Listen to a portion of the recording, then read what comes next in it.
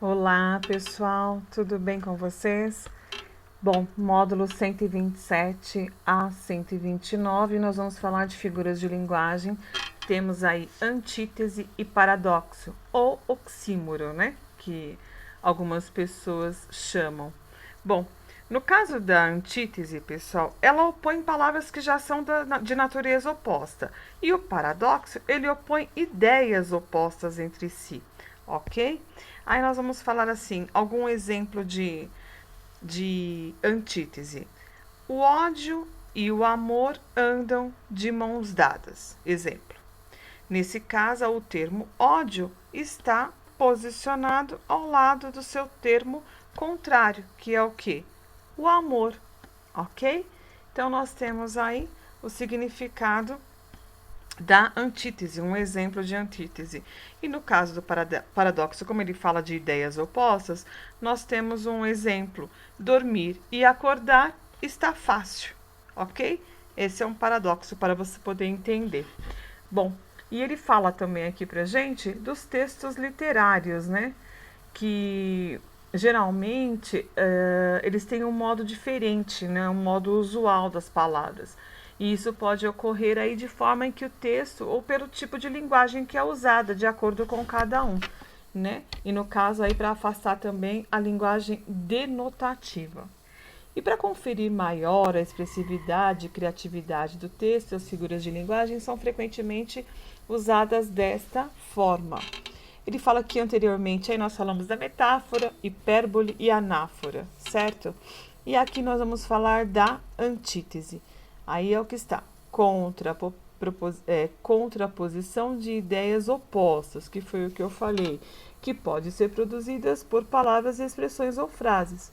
O uso contrário em um mesmo enunciado confere destaque em suas oposições individualmente, mas também permite uma maior ênfase na mensagem que você quer transmitir. Aí ele deixou um trechinho aqui para nós, né? Um trecho de um poema de Gregório de Matos.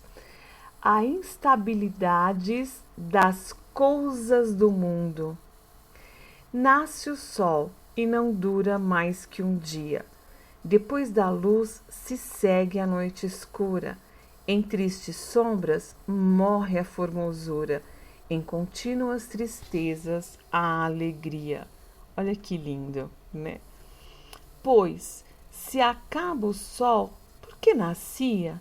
Se é tão formosa a luz, por que não dura? Como a beleza assim se transfigura, como o gosto da pena assim se fia, mas no sol e na luz falte a firmeza, na formosura não se dê constância e na alegria sinta-se tristeza. Começa o mundo, enfim, pela ignorância e tem qualquer dos bens por natureza, a firmeza somente na inconstância. Olha que poesia linda, Gregório de Matos, ok? E aqui ele fala o seguinte, que esse poema, ele é tratado como um soneto, né? Formado aí por 2 quartetos e 2 tercetos, ok? Então, nós temos aqui, ó, 2 tercetos, ok?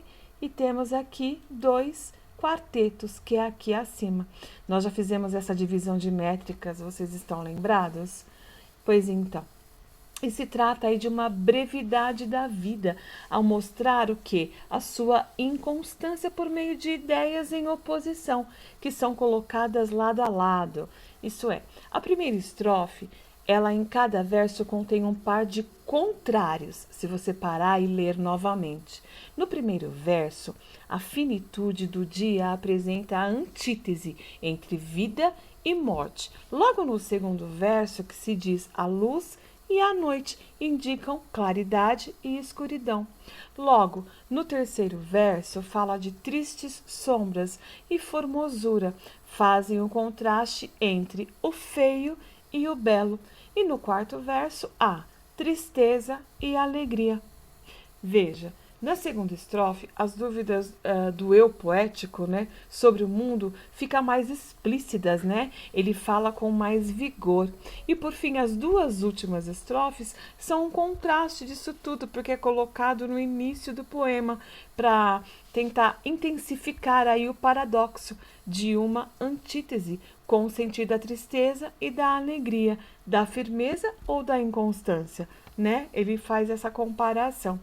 Então, o paradoxo também é chamado de oxímoro, que pode ser considerado um tipo especial de antítese. No entanto, essas ideias são fundidas em um único pensamento no paradoxo, de forma que, se este parece ser incoerente ou absurdo, ainda que possa ser verdadeiro.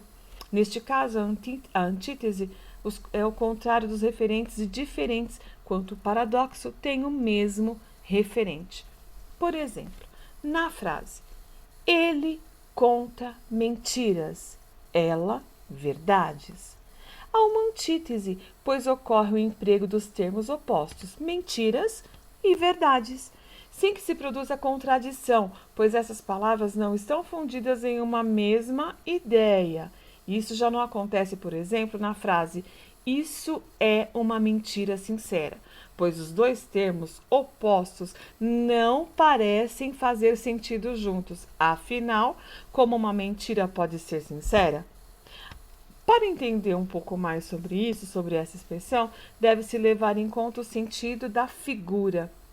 Tem um poema aqui de Camões que é construído totalmente por paradoxo e particularmente é um poema lindo e eu tenho certeza que pelo menos um trecho disso daqui, desse poema, vocês já ouviram por aí.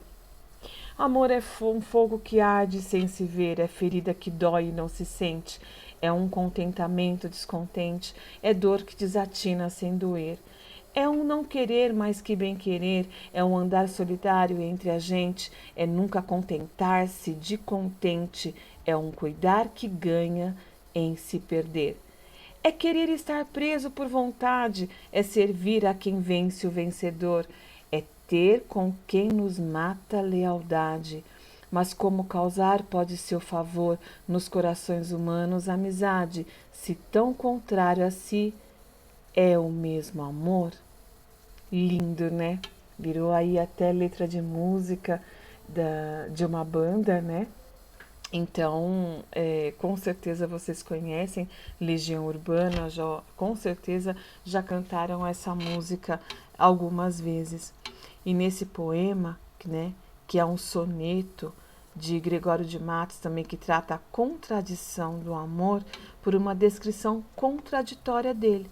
Isso já está presente na primeira estrofe, quando ele fala do verso que se contrapõe à segunda. Por exemplo, a ideia de um fogo que arde, mas não pode vê-lo, já é um paradoxo. No entanto, pode-se entendê-lo ao pensar de que o fogo ardendo diz respeito à parte sensível do eu poético, por isso não pode vê-lo materialmente. Ok, meus lindos? Bom, fica aqui então a nossa aula referente a esse novo módulo, né? Que também trata-se aí querendo ou não, de alguns poemas, ok? Sobre antítese e paradoxo. Tá bom, meus lindos? E a lição eu deixo para vocês no Vindimo. Ah, como combinei, vou falar para vocês. Só um minuto. Pessoal, sobre esse módulo, nós vamos fazer da seguinte forma. Vou dividir em dois os exercícios, tá? Pois são vários exercícios. Então, essa primeira parte eu vou deixar no Vindimo para vocês quando eu for postar. Eu vou deixar a página 33, 34 e 35.